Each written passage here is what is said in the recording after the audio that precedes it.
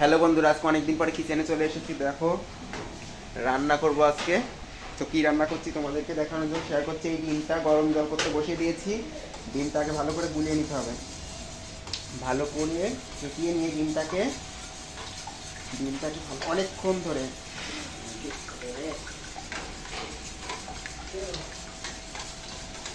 এই করছি।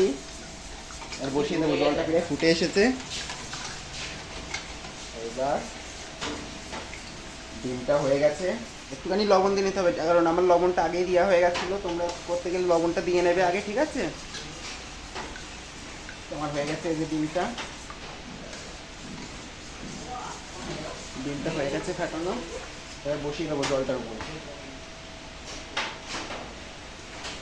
এই ডিমটা বসিয়ে দিলাম, ঠিক আছে? এবার ঢাকা দিয়ে দিতে হবে।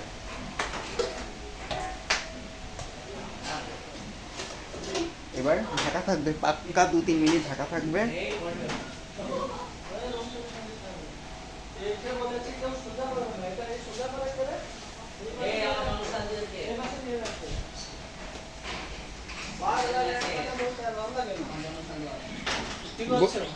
রান্না বসিয়ে দিয়েছি।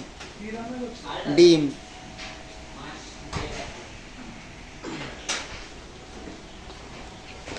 তুমি আলু ছাড়ালে তো আলুর খোসাগুলো ফেলো নাকি করতে? এগুলো ফেলো, ধরো এই আলুগুলো ওখানে রেখে দাও, খোসাগুলো বাইরে ফেলে দিয়ে আসো। আলু ছাড়াচ্ছি।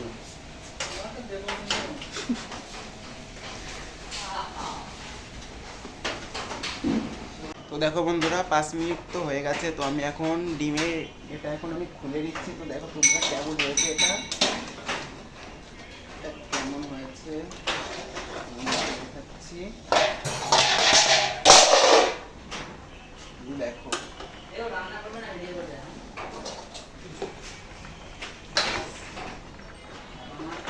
কেমন হয়ে গেছে, দেখো আইসক্রিমের মতো।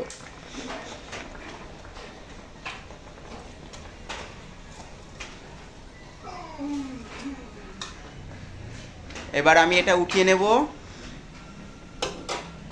এটা হয়ে গেছে করা।